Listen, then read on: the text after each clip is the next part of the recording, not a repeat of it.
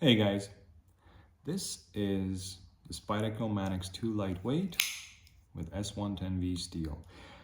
I've talked about the steel 2 videos already. In this video, I will tell you my opinions about this knife after owning it, carrying it, testing it just to satisfy my own curiosity and doing some work with it for over a year. I don't have a job or a life that requires me to actually use a knife on a day-to-day basis, so I will do the things which I like. Whittling wood is one thing. Making feather sticks, just cutting wood is another. And sharpening knives, improving their performance, that is really one of my greatest passions. I love doing it. I don't do it the way other people do it. I do it the way it gives me joy, just find some time in a day where I can take an hour off or two and I'll just sharpen a knife and see how it performs. That's what I did with this knife very intensely for the first 4 months, and in the past 3 months I've just been mainly using it to do this. Set up this knife to be a good performer, and I think it's very important. Now, I'm going to give you a little spoiler. I have nothing bad to say about this model, which is rare. I mean, one of my favorite models, the Caribbean, I think that is the best, one of the best designs from Spyderco. I love it, and yet there are a few things where it could be improved. I've spent a long time thinking about it. This is not my favorite model of Spyderco. I think this is a great working hiking knife, a great knife for somebody who doesn't want anything complicated and yet can enjoy some features. So I will tell you everything I noticed about this knife. Maybe some of that is not for you, but you also see something where it kind of goes against the things that I like. So here goes that. But first of all, how did I get to the Manix 2 lightweight? I had the Manix 1 XL, I like that, but the shape of the handle is a bit uncomfortable in certain things for me. It has that hook right here, and that's what the Caribbean does better. There's more space there. Didn't want this one, but I wanted to test S110V, so I had the choice between the Native 5, Manix 2 lightweight, Para 3, and Paramilitary 2. Since I already had all the other ones, I said, let's give this one a shot. However, the pictures showed, and the description on the site where I bought it showed that this was the pinned model. That's what they did for a lot of Spyderco Manix 2 lightweight. When it showed up, it's not the pin model. It's the model you can disassemble. I think Michael Janisch talked about it, nothing wrong with the pin models, but they wanted to give people the option to disassemble and clean and fine-tune their knives more. And I was very happy. Fast forward over a year later, about 13 months later, I have not disassembled this knife once. When it came, it was smooth, drop shutty, easy to open via the spider hole or using the lock. To this day, no side-to-side blade play, up, down, forward, backwards, none. It runs great. I might have cleaned it with a paper towel inside, never put oil in it. I think it has washers. I never watched a disassembly video. I don't care. But I never did anything other than, yeah, sometimes you will get some gunk in here, especially when I cut wood. Get some small wood shavings here, and then it won't run as smooth. All I did, that. And so from that point of view, it's a very low maintenance knife. Now, I never really did any, in the dirt working with it. There you might get an issue. But I'm assuming if you're gonna get something like this, you're probably not gonna do that. If, however, you are that person that does need a knife on a daily basis and you want a lightweight knife, this might also be something for you. One thing which I liked about the model was the fact that it had a wire pocket clip. What I didn't like was that it wasn't a deep carry pocket clip. I put deep carry pocket clips on all my knives where I can't find a good fitting one. For example, the Para 2 model. It's much more comfortable with a deep carry pocket clip. I sometimes will squeeze these together so they don't have so much height to them, so they don't make the handle feel a bit more bulky. I'll also press the tab a bit lower so it won't give me any hot spots. Not because I want to be able to carry the knife deep inside my pocket, but because deep carry pocket clips are just more comfortable in hand. So I did the same for this one. I got an aftermarket cheapo deep carry pocket clip. Thing was, it landed on the bidirectional texturing, and the texturing goes upwards in this case. So you go against the texture if you pull your finger to the only thing the pocket clip did was not make this more comfortable. It was blacked out, so make this look less visible in your pocket and be more difficult to get inside your pocket, and it would tear your pockets very quickly. So I came back to this one. I tried it once again after a while, and then I said, no, it's really not worth it. Wire pocket clips are very comfortable. The only downside to them, and there is a guy on YouTube who made a video that he snagged his pocket clip and it broke off this piece of the FRN. So at that point, he either had to change the scale or just carry it clipped to the other side. Yes, it can happen, but FRN, the lightweight model. There are some models that Spyderco calls lightweight, like the Tenacious, which aren't really lightweight compared to the original G10 model. This one, I don't know the original what it is, but this feels lightweight. And I understand some people who say that they don't like FRN handled models. I like them. This FRN is significantly harder than this one. They might be called different, I don't know. I don't care. It's a bit harder. This feels more like a soft plastic compared to this one. It feels more rubbery, and this feels more plasticky, if you want to put it that way. The difference that I've noticed is that compared to the Stretch 2 and the Endura, this one's a bit wider, it's a bit thicker, the handle, and it's a bit more squarish. That makes it so that you feel it better in hand. There's more to grab onto it, plus the shape of the handle. Now, I've just squeezed the knife a bit in my hand, and you can see how I have indentations from this bidirectional texturing. That is very aggressive. In the beginning, I looked at it and I saw this ridges here, these here, and these here. Plus the jimping on the blade, you know, on the spine here where it starts and in the choil. And I was a bit concerned. I said, why don't I just remove it completely from the get-go? Just take some sandpaper, because this is the very nice part about having an FRN handle scale. Some sandpaper, 100 grit sandpaper, 5 minutes, you can just smooth out the complete handle. It takes you nothing. And the fact that you can disassemble it, you can even clean it. When I saw this, I said, okay, let's give it a chance. Let's do that. From previous experience, I know when you're cutting something, putting your blade here, whenever you go to cut, you see, this part will push into the soft of my hand, this soft meat of my hand, and this part will push into my pinky and my ring finger. Some knives, for example the ZT-0561, do this very poorly. The jimping is so aggressive that it'll actually break the skin. Now, you can maybe see that my skin also is kind of dry here, and I have those typical knife user calluses. But this actually never broke the skin. It is very aggressive, the whole texture. And if you work outside in the cold with dry hands, I took this knife while I was walking my dog. It was winter, it was cold, my hands were dry, picked up random sticks and started whittling. Same hand position for 20, 50, 100 cuts depending. And yes, you feel it. The more you squeeze, the more you feel it. But it never broke the skin. It was never that uncomfortable. And this is something that I noticed also with the Caribbean, which has, I'm hoping that I have it right here, this funky texture. You can feel it in hand, and if you squeeze it, you will immediately see the lines on your fingers, but it's not that uncomfortable.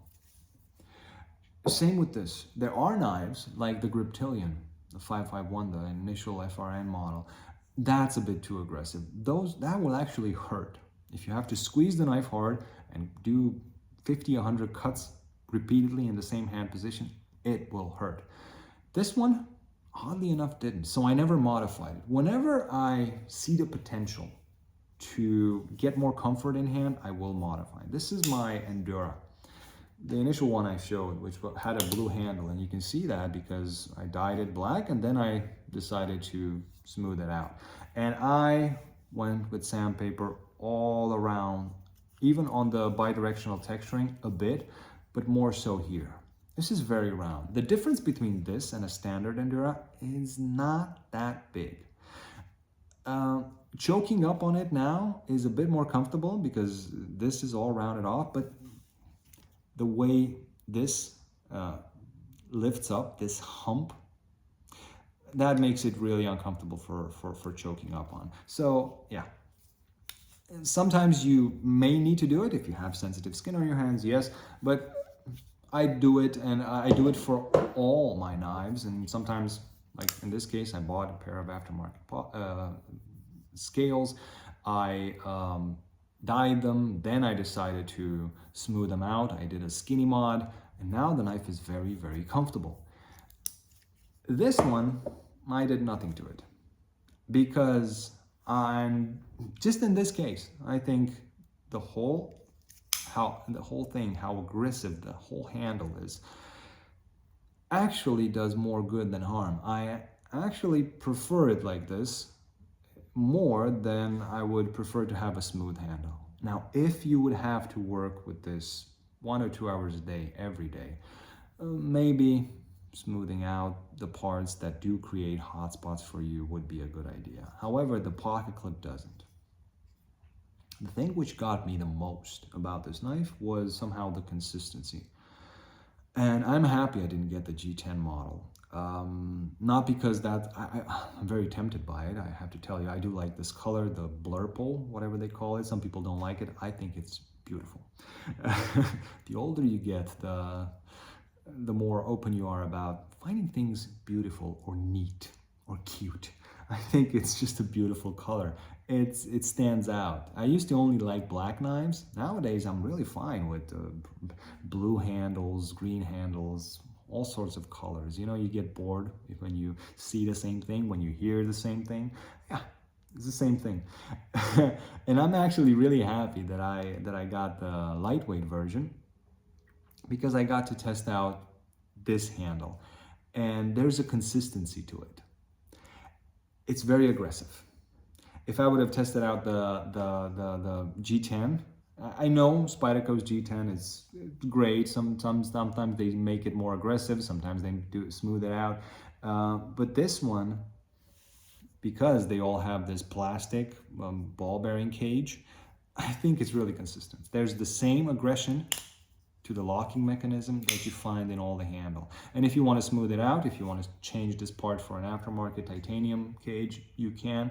Maybe with the G10 model. For this, that's essentially what got me, the consistency. I don't know, I can't get this out of my head. This is what I'm saying. Maybe this might not apply to you, you don't care. But for me, I find things like this beautiful. They give you an oversized lanyard hole, and this is also a beautiful thing. I don't like lanyard holes. I don't use them, except for really small knives where they give me just an extra thing to grab onto. But it doesn't get in the way of the pocket clip. So, like this. For the Para 3, you have the lanyard hole here, and then they had to move the pocket clip down here. And that turns even a deep carry pocket clip into a not so deep carry pocket clip. And if it would have been a true deep carry pocket clip, the knife would have been even more comfortable. This is a small handle, and right now it's okay like this, but I can't have the normal position or the pocket clip will bother me. I think the way this knife was thought out, engineered, is just great. It doesn't fail to astonish me every time. I'm so, I don't know, that's why it found its way back in my pocket after this time. Also because I dropped the edge angle very much, and I think you should adapt your own working knife or whatever hiking knife to your needs as it came. I'm not sure if the models that have different steels in them come the same. This one came with about a 17, 18 degree per side edge angle, and I think behind the edge it was about 0.5 millimeters, which is about 20 thousandths of an inch thick. That is a bit thinner than this one. This one is already much thicker. At least all the native 5 lightweights that I've had were thicker behind the edge than this one was. 17 degrees per side, 0.5 millimeters behind the edge. It's not great, but it's good. It's something that Spyderco does better than other companies. Usually you'll get 0.6 millimeters behind the edge, 20 degrees per side, and that makes a great difference when you're cutting hard materials. Now, this is just me. I know this is not the majority of people. I would like a thinner grind. This is one thing that I liked about the Stretch 2 and K390. I felt like that was a bit thinner. Still, as much as I lowered the edge angle and didn't thin out the grind, it still has a pretty thin grind behind that edge. And this one right now, it's behind this 12 degrees per side. I think it's about 0.7, 0.8. I think 0.8 more, like that 32 thousandths of an inch. That's a lot, but the edge angle is so small that compare it with like a Mora. You see, Moras are usually set up at about 12 degrees, 11, 10, 11, 12 degrees per side. But that edge angle goes on for so long that when you're cutting certain materials which squeeze around the blade, it won't help you. So at some point, having a thinner grind with a larger edge angle does more good than having a smaller edge angle with a standard grind. But this is something that probably I would like.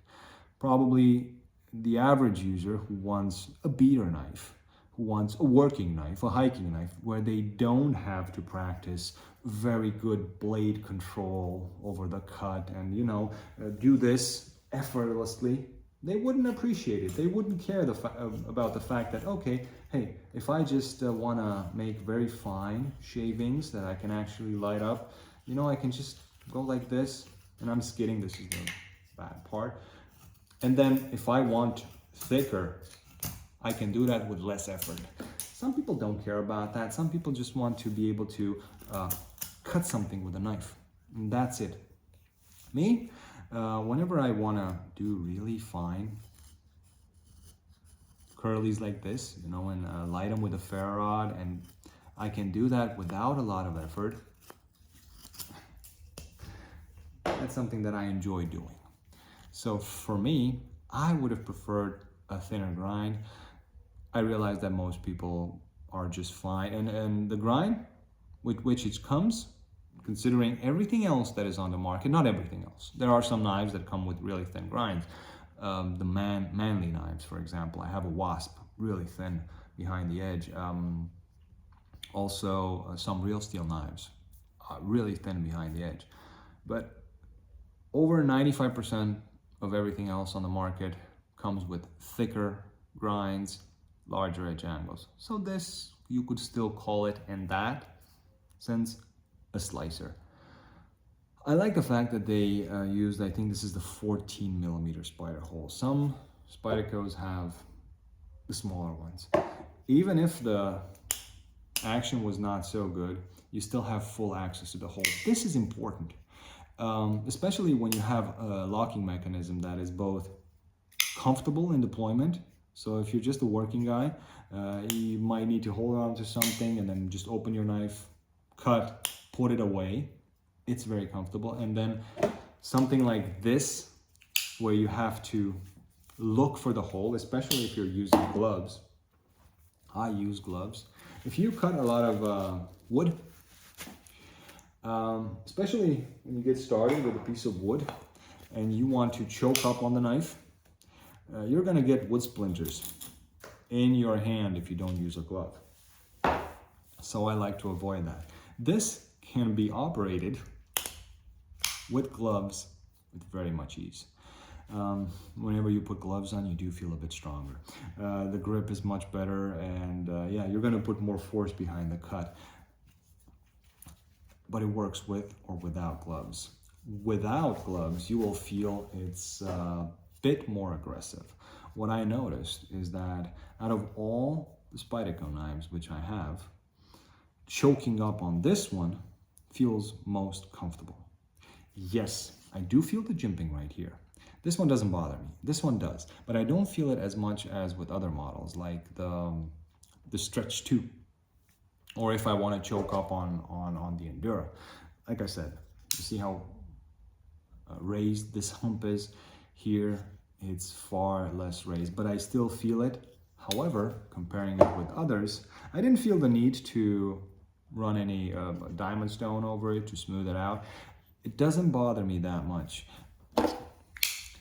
This, it's even less raised, but here, this FRN is very aggressive compared to this one.